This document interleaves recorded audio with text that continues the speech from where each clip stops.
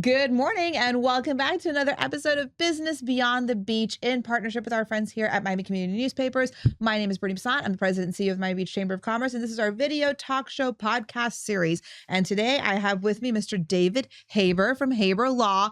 Hi, David. It's nice to have you. Nice to see you. I'm a little nervous having you on the show because David is a podcast host himself. And so it's always really interesting when you have someone else who does this. And we're going to have a great dialogue and a great conversation, but I'm acutely aware that you are a pro here. So let's talk a little bit about your podcast first. Let's just get right into it and what you're doing with that. So the name of my podcast is Sun, Sand, and Sold. I do it with Josh Tomei, who is with Blackbriar Management, a real estate management company.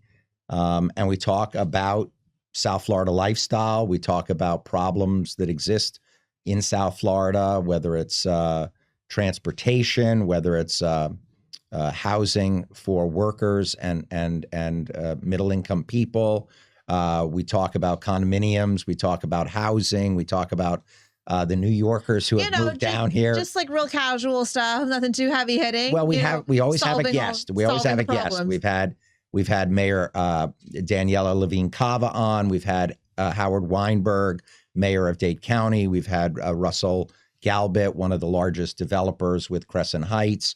So it's always interesting because they all bring a different perspective. Oh, absolutely. Yeah. Absolutely. That's the best way is when you can actually have, and the names that you're mentioning, Mayor Cava and Russell Galbit, when you have people that can be part of, you're talking about the problems that are facing the county, but you're bringing on people that can be part of the solution. And that's really important. Yeah, we had Jimmy Tate from the Bahia Mar in Fort Lauderdale.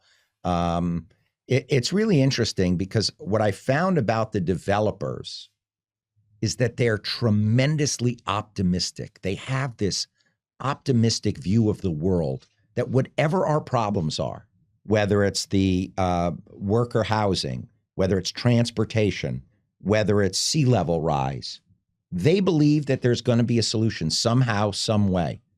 I don't know why they're as optimistic as they are. I tend to be half empty, glass half empty. I was thinking I'm like a lot of glass half full. Right, but they are it's full. And I guess if you're a developer, you have to have that vision. Exactly. If you're going to invest, if you're going to and we're not just talking money, we're talking time, we're talking energy, we're talking resources. If you're going to invest in your community that way, you have to be positive. Yeah. You have to believe in it. You have to believe that it's going to make a difference and it's going to make a change.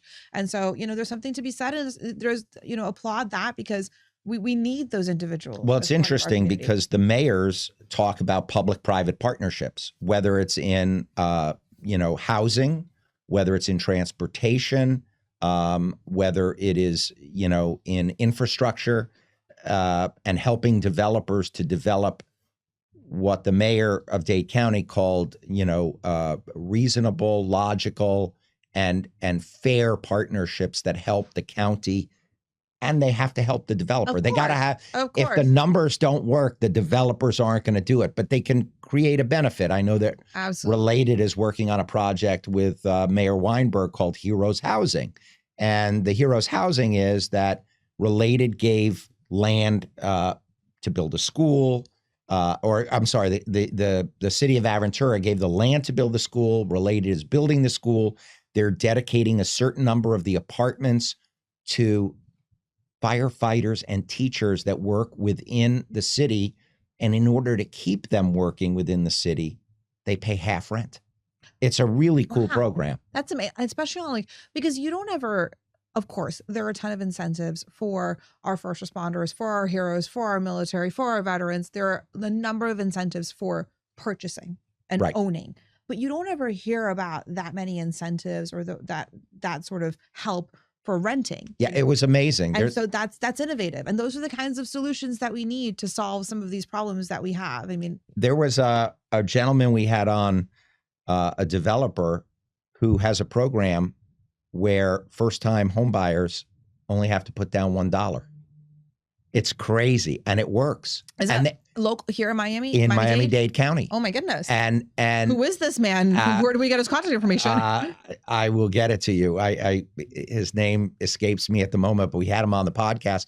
it was really interesting because what he said is the default rate is super low because these people are so appreciative of being able to actually own something. The opportunity. And the opportunity for the American dream here in Dade County, which is really hard because I've said on the podcast many times, I don't know how my children are going to afford to buy a house on Miami Beach.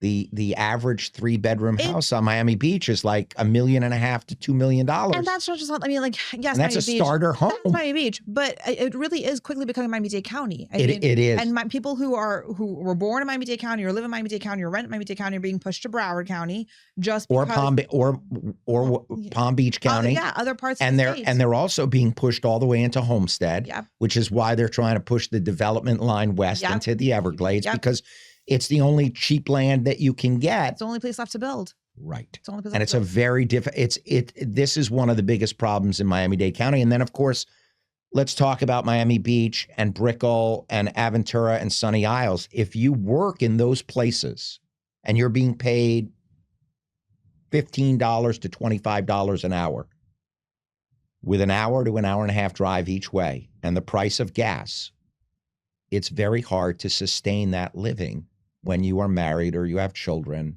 It's very difficult and it makes for a hard life. So what are we going to do about transportation? That's a whole nother issue.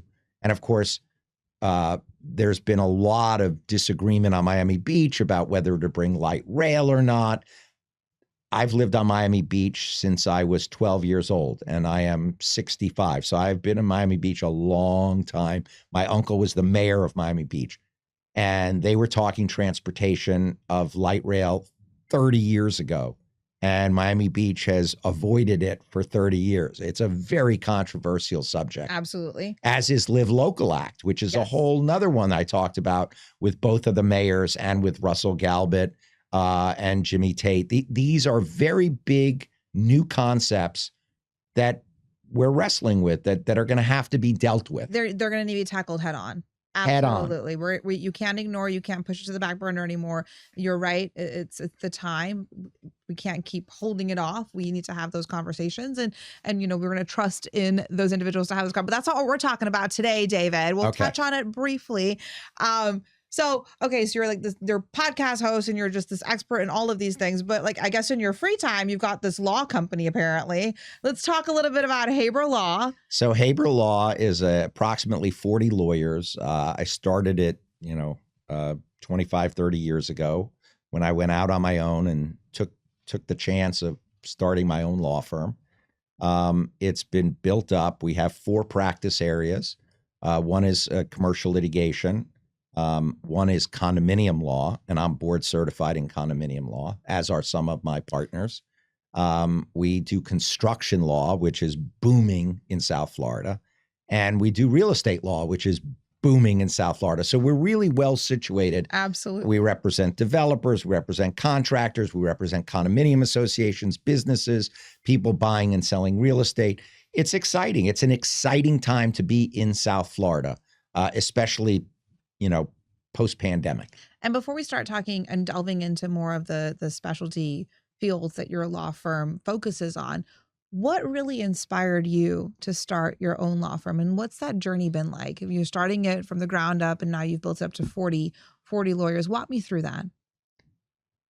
So believe it or not, I always wanted to be a lawyer because my father was a lawyer. So family legacy. Family legacy. My sister became a lawyer at the same time I became a lawyer. Wow. We took the bar exam together. Oh my goodness. Yeah, that was. Is she older, younger? She's 2.5 years older, and we took it. Is it just I'm a middle child. Oh, okay. So that will explain a lot. My mother used to say, may she rest in peace. She used to say, "You're an only child that just happens to have 2 sisters." And so I'm in the middle. I have 2 sisters, one older, one younger. And the youngest did not go into law? And that she became an educator. Okay. Educators are very important. Big time. She was an educator for 30 years in Palm Beach County. And it's interesting. Miami Beach High School started a program in hospitality probably 35 years ago. And she decided having grown up in Miami Beach, she wanted to start that in Palm Beach County.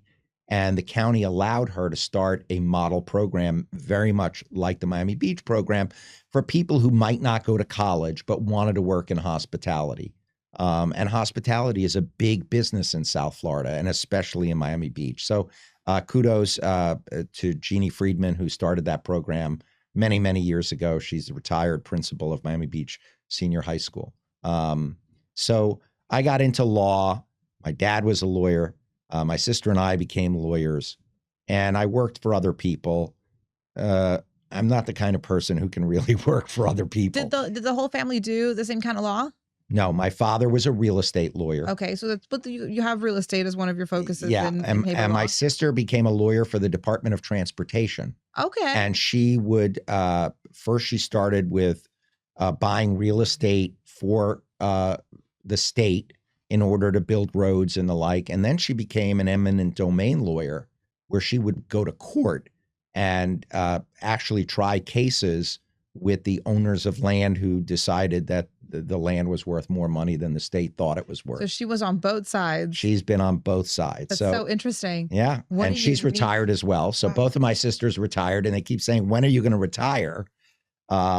And I'm living my best life. And so you love what you do, right? I love managing the firm. Sometimes going to court, dealing with the judges, sometimes I love it, sometimes I don't.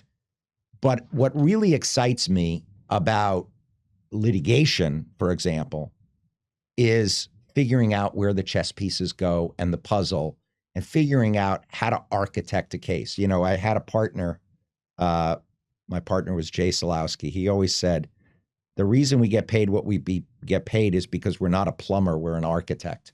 We architect the result, and then I have people who do the day-to-day. I like architecting the result. I like coming up with the business solution to the problem. That's exciting. And running a business is also exciting.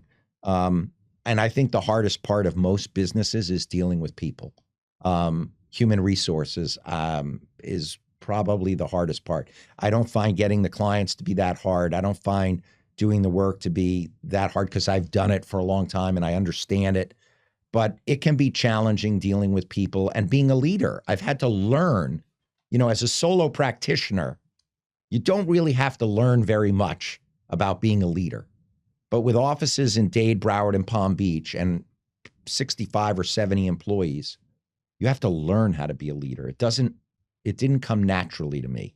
I started as a boss, and then I became a leader, and there's a big difference. There's a very clear distinction there.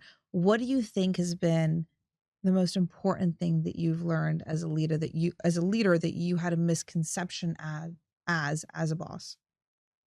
Interesting sentence. Bosses communicate instructions, and they communicate demands and needs, and leaders solicit input, get buy-in and cooperation, create a team environment, and give people the tools to thrive. And that means taking your ego and sometimes stepping it aside. And realizing, I think, and we've talked about this before on Business Beyond the Beach, but realizing that success belongs to every single person that has supported you and helped you every single step of the way.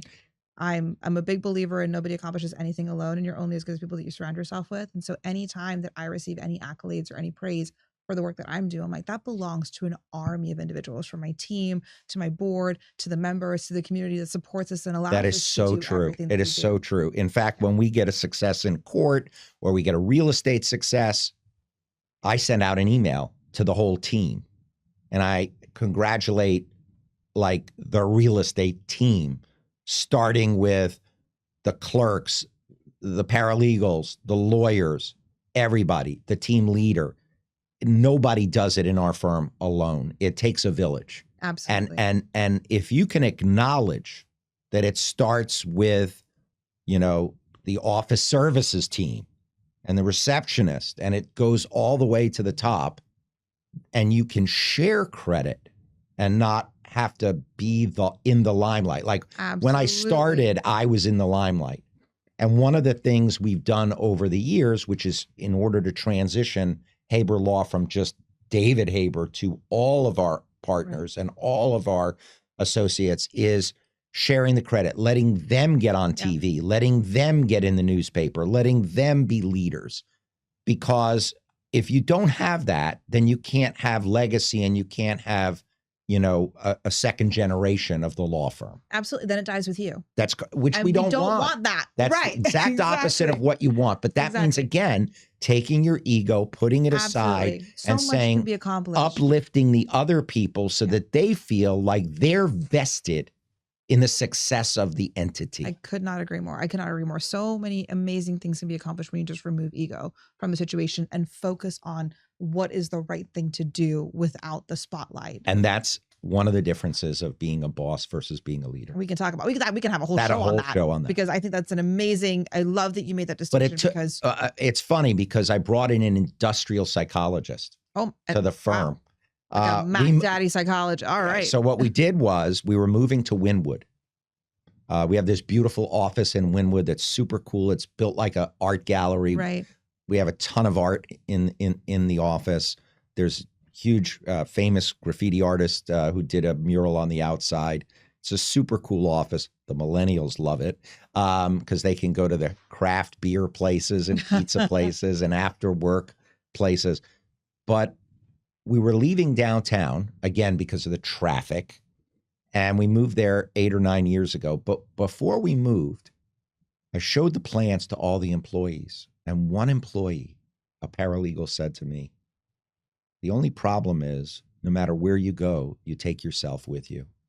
And if you don't fix the problems will continue to exist no matter how pretty the building is." Absolutely. So I brought an industrial psychologist in.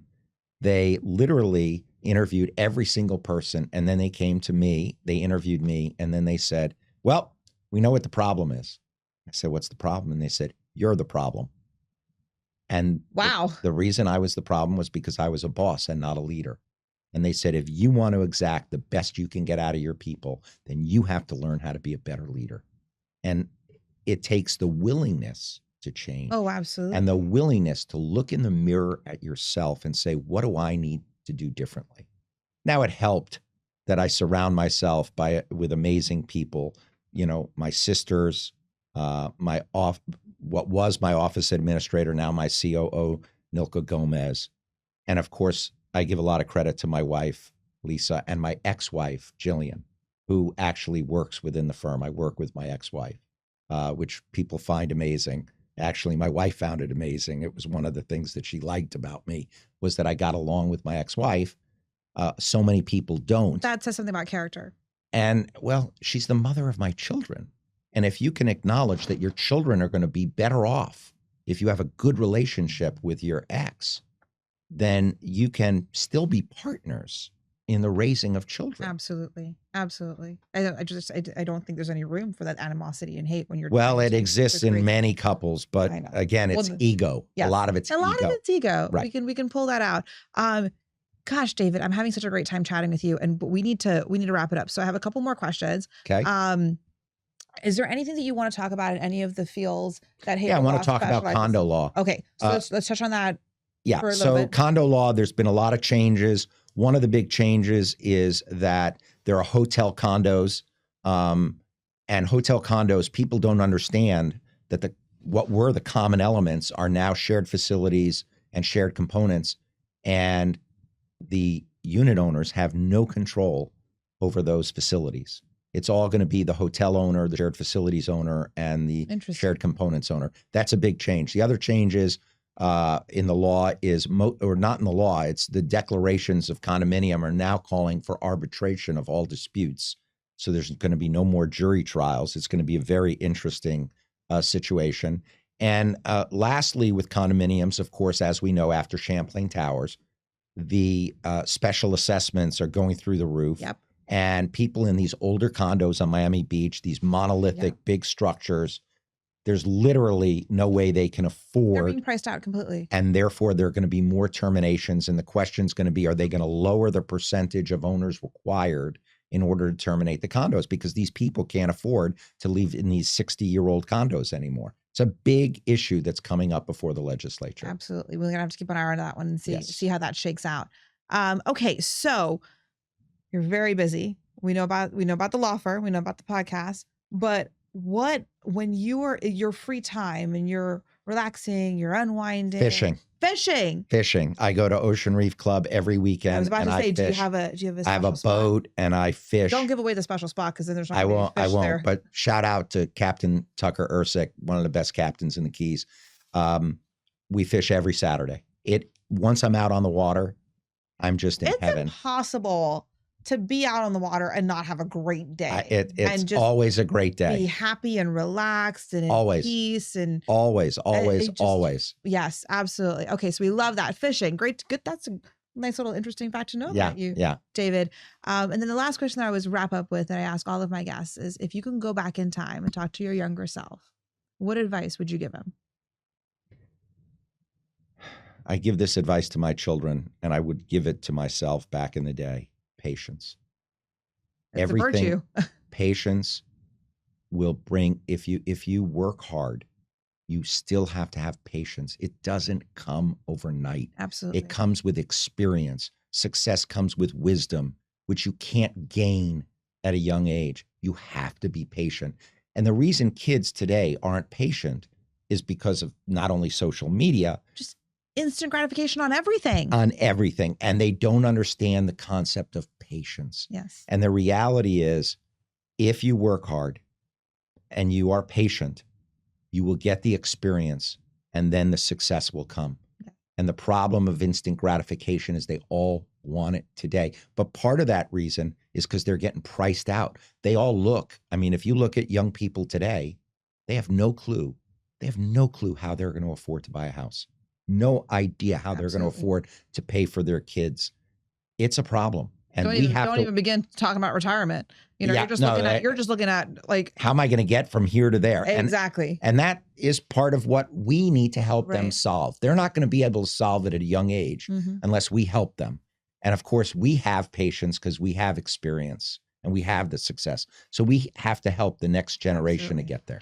You talk about patience and you talk about wisdom, and it's so interesting because knowledge can be learned, but wisdom is only achieved through experience. Brilliant. And you can't get there without patience. So brilliant statement. Thank you so much. Thank you for having me on. Such a great show. Thank you, and guys. Thank you for your leadership with the Miami Beach Chamber. David, thank you, because your leadership is very important to our community, as is the chamber itself. So kudos to you, the board of directors, your team. That's exactly what I was going to say. Not just you, That's your exactly team. what I was going to say. I was going to say that compliment belongs to not just myself, but the entire team that helps me make it happen. They make me look so good. And then, of course, my amazing board of governors and the community that supports the chamber every step of the way. So thank you, David, for being on here. Thank you guys for watching. This has been another episode of Business Beyond the Beach in partnership with our friends here at Miami Community Newspapers. You guys stay tuned for another episode next week.